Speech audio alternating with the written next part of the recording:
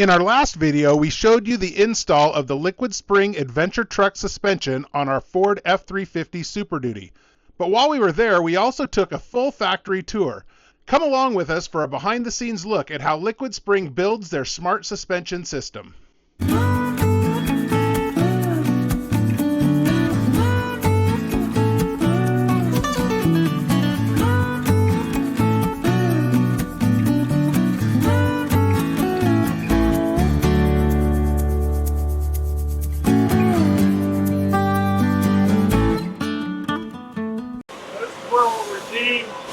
Raw material in terms of steel and castings and stuff like that. So we'll back a semi in and load it off the semi with RV bar stock and the tubing, the plate steel. So, the tubing, it's getting turned into our volume assemblies, our strut assemblies.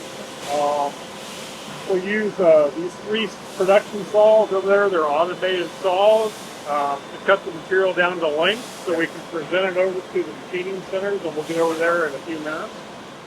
So you see we'll leave the tags on for traceability so we know what the material is. Over here we'll receive the plate steel, and all the plates is painted as it comes off the truck, so we know what the grade of material is. Gotcha. Obviously we can measure the thickness before we're loaded into the laser. Each one of these lifts are the same type of material. We utilize 100 KSI sheet steel for almost all of our designs now. Reduces the weight of the product because we can go with thinner material and still have that the strength that we need. We'll walk around here to the laser. This is a 10,000 watt fiber optic laser. Nice. And it's just like it sounds. It's the laser beam is coming through a fiber optic cable. Frickin' laser beam! These are the types of parts that we are cutting. This is 1/2 inch material, good quality of cut. Runs a little slower than when we're cutting 1/4 inch. Sure. These parts here that have been laser cut, you'll see we'll etch a part number and a revision level so we know what it is. When he's over there at the press brake, he will type in that number and he'll pull up the program for that number. And that program will tell him exactly what press or a punch and die to use. Sure. And how to do the setup and what sequence. See here, I've got a line. This tells me I'm bending this one up. This is a dash line. It needs to tell me I'm going to turn it over and I'm going to bend it down. Okay. So a lot of good visual aids to help him identify what he needs to do with this part. Gotcha. So you can see on his computer screen over there, it's got a representation of the punch and the die and also the back gauges. Gotcha. It helps him visually understand how to load the part in there, what sequence to bend 1, 2, and 3. Right. He can also then pull up a PDF of the engineering controlled print so we know that we're building it and measuring it to the correct revision level. So we have good document control that way. Very nice. Last week we bent 10,000 parts. We had about 48 of them that were non-conforming. So why that's important is, every day of the week we have what we call a gimbal walk. Okay. Yep. And on Friday, the gimbal walk is back here, and we'll come back as a team and we'll determine, okay, why were these parts scrapped? Is there something that we need to do differently in engineering and programming, or is it operator training? What do we do so the next time we run that part, it's a good part? Sure. What you see here, this is our weld department. What's in front of you are weld fixtures as well as that bank of racking there and there, all weld fixtures. We don't have a part that goes through production that is not either self-locating or loaded into a fixture. So we don't have welders laying out by hand using a tape measure. Everything is done with either fixturing or self-locating with slots and tab design. What you see behind here are sheet metal kits that have been cut to support all the different product that we run. This is the first robotic robot that we put on the floor. We're welding kits over here, complete. We'll load piece parts into the fixtures, clamp them down. It'll go into the robot. When they come out, we unload them. They're welded to go to the powder coat operation. So one operator runs this, and we run this on two shifts, basically. Oh, wow. So, and it runs about 50% of our kit production through that one cell with one operator. So you just run 2 shifts, or how many shifts do you guys run here? We run the plant in critical operations like the laser and machining and the press brake and some of the welding robots on 3 shifts. Oh, wow. But most of our production is done on first shift with assembly and stuff like that. Right. Over here, we've got parts that are staged and ready to go into our manual welding department. So this is our manual weld, our tacking position. Everything is tacked on a fixture. Make sure you don't look at the light, obviously. And then they're welded out in one of these 3 manual weld cells over here. Morning. This is a basically a job ticket. I call it a cut sheet. Has a pictorial image of everything that we're welding with a barcode on it. They can scan the barcode, and that'll pull up an engineering print at the correct revision level of what we're building. So all of our prints are online here. It helps with the document control. This is our other robot.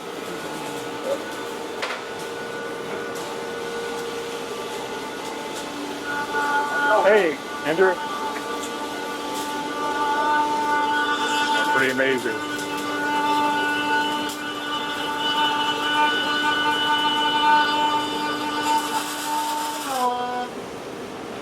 So this is where we're welding all of our volume. Okay. And we do run this robot on 3 shifts. Okay. Yep. Here are welded volumes that are cooling down. We're getting ready to run over to the powder coat operation, and that's where we'll head next. Okay. Volumes, that's what they call the ones that I keep calling accumulators. Do a quick pit stop. This is where we're welding our strut bodies and our rod assemblies. Yeah. Okay. Struts right there. After weld, we'll stage everything over here, ready to go to the powder coat operations. And you see a station over there, we call that a quality gate. So every unit, before it goes into powder, it gets reviewed by a quality technician to they'll pull up the same engineering prints that the welder was looking at. Right. And they'll make sure all the welds are present and the right size, no porosity, everything looks good before it goes on to the powder coat. So it looks like you guys do everything in-house here. Do you send anything out for work? Or? The only part that really a custom part that we don't do internally are the wire harnesses. Okay, okay. So we've got another mill. This is where we're doing the manifold for our power module assembly.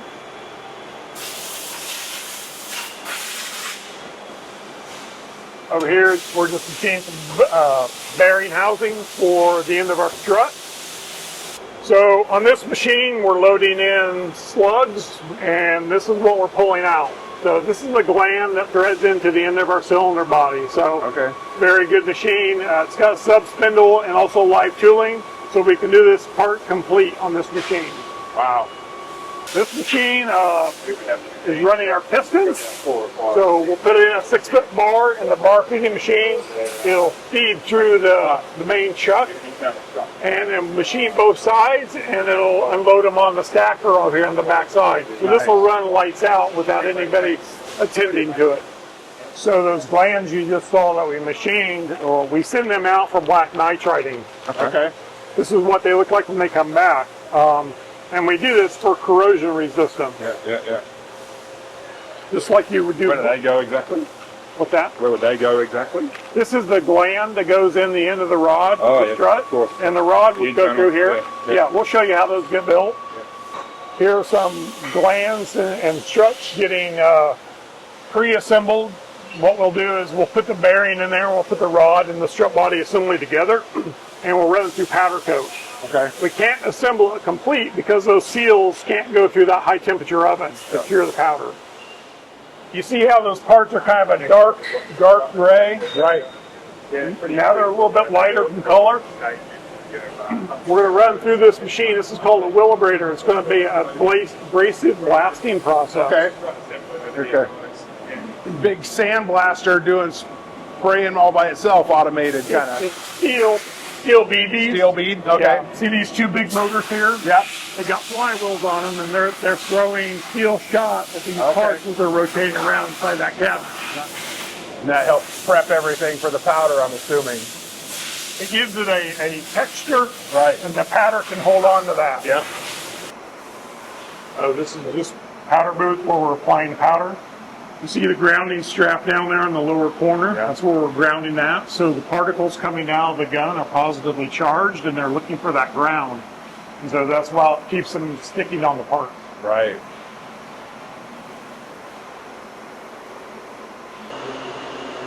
This is what a unit looks like after it's been powdered, but before it's been cured in the oven.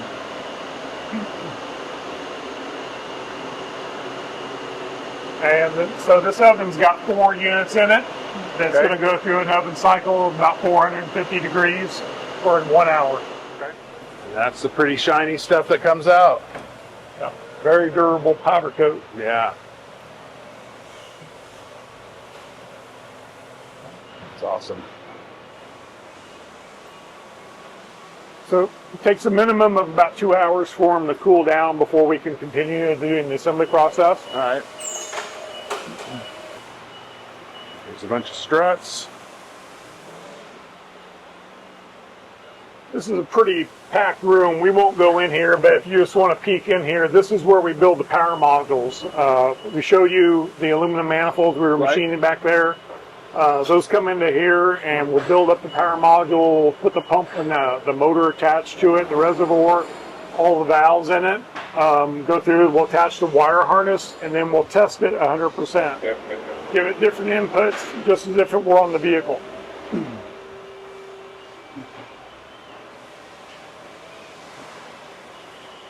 Very nice. Let's see through that window real quick too, if you don't mind.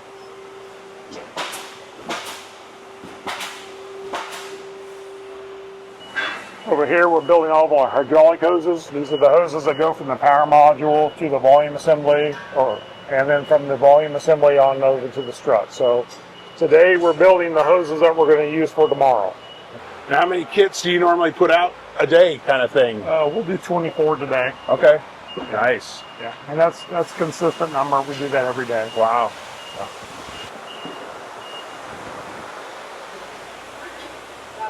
Stuff in here. Obviously, we're not going to be able to use them, Right. but I figured There. that would make it easier Yep. for us Nope. in the long. Yep, that'd be the case, yeah. Have it all prepped, okay? So this is where we build the strut room. We try to do this in a controlled environment with less dust in the air. These are the rods and the bodies that have gone through the powder coat process. Then we'll take them apart. We'll build up the glands, do the piston bolt assembly over here.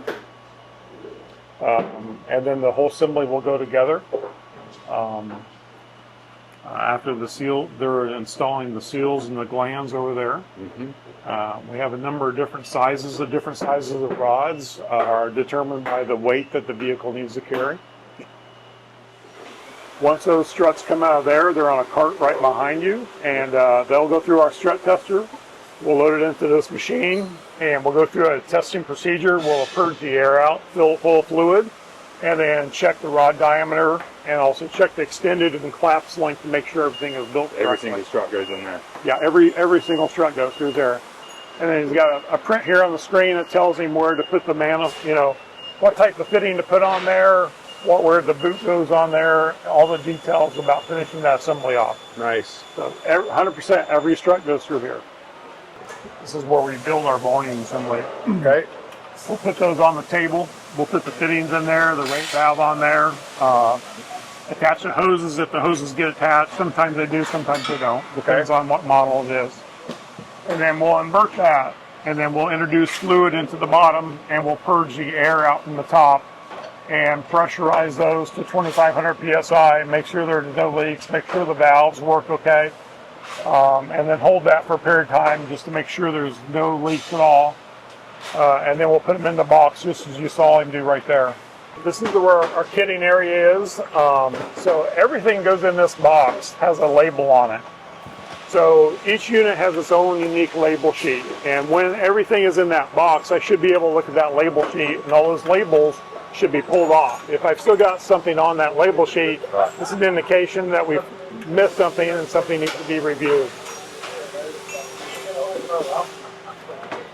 So they label, I got it. So they label it as they're putting the parts in the box. Okay.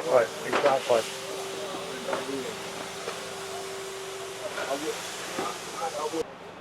This is our visual scheduling board. You know, this is where we started today. I'm on our 9th kit already today. Wow. So it looks like we're going to build 26 of them today. Okay. So anybody can walk by at any time of the day. You know, first break is around 9 o'clock, so we're maybe 8:30. Yeah. right on schedule, maybe just a little bit ahead. Okay. This is our finished goods area over here. Those are units that are packaged and ready to ship out to the customer. Every string gets tested, every power module gets tested, every volume assembly that we do gets tested. So 100%. Just if it were on the vehicle. So when we're testing that power module, we're taking the height sensors and the steering sensors, the driver interface, the wire harness that we purchased. And we're connecting all those, and we're modifying those so that what we send to the customer has been tested with that power module 100%. Every one of them. Nice. You see over there, you see Joe is, hey Joe. He's using a bore scope. He's checking the manifold for any contamination before it goes into the module room to be assembled. This is our hardware department. You know, nothing special. This is where all the nuts and bolts and fasteners are. But that scenario I gave you of, you know, the label sheet. So this is the label sheet for all the parts that go in there. So there's nothing left on here. That tells me all those parts have been picked or in this container. It's laid out in a horseshoe configuration. So we go down and over and up one time.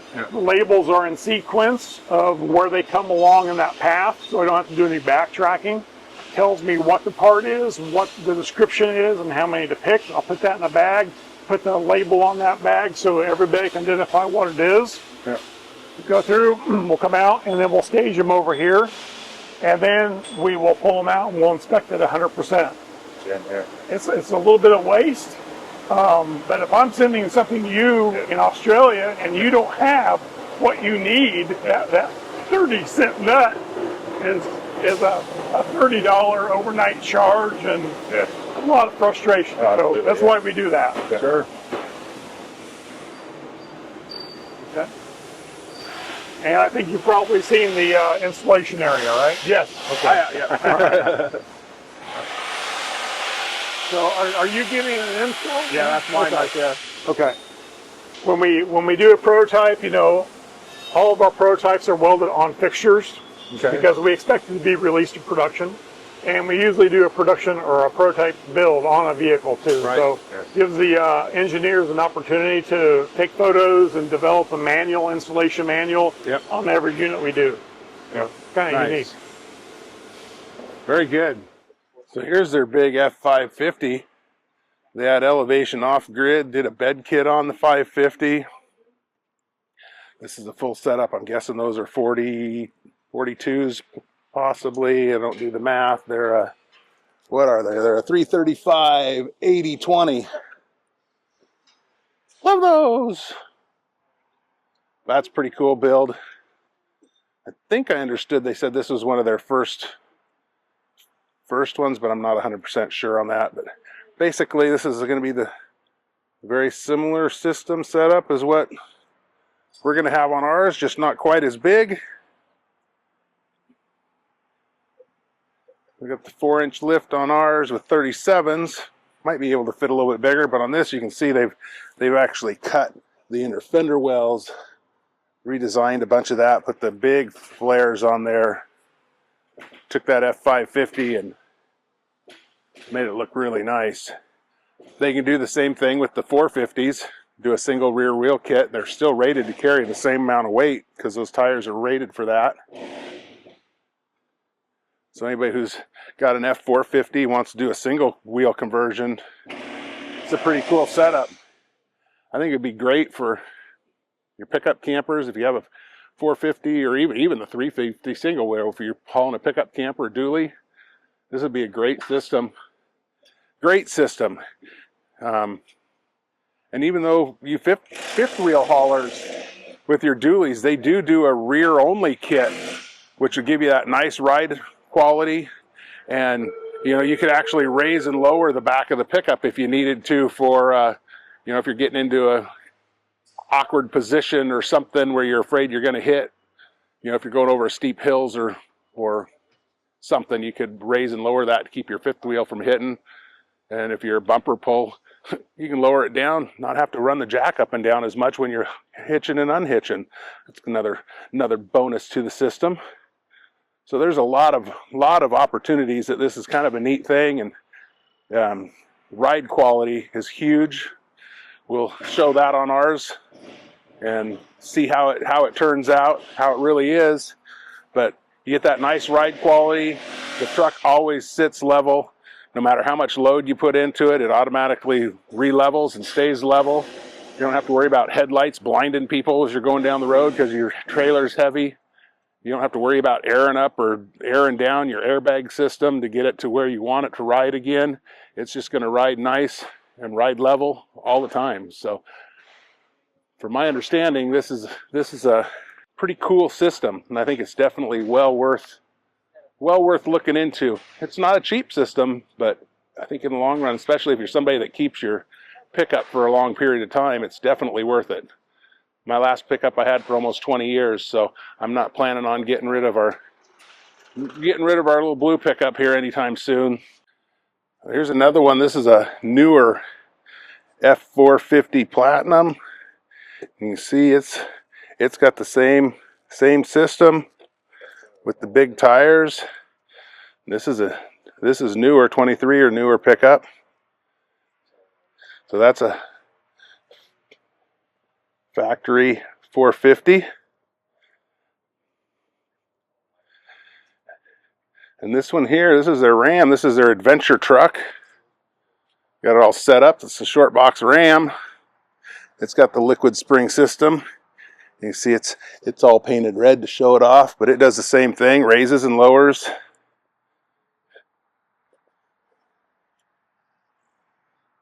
It's pretty cool systems. They got things for just about everything.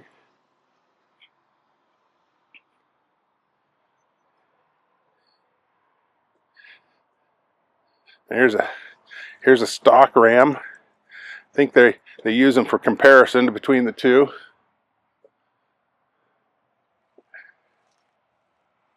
They've also got a Land Cruiser here from Australia.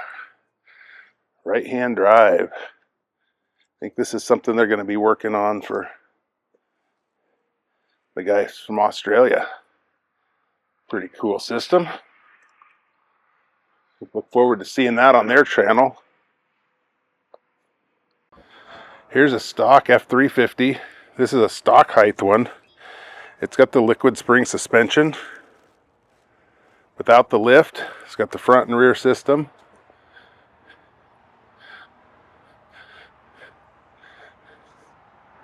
Just so you can see what the stock height option looks like.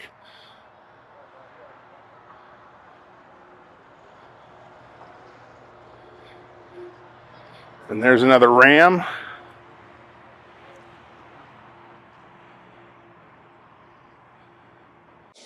Well, that was a fun tour. Now we're back over here to installation, and we'll see how things are going with the pickup.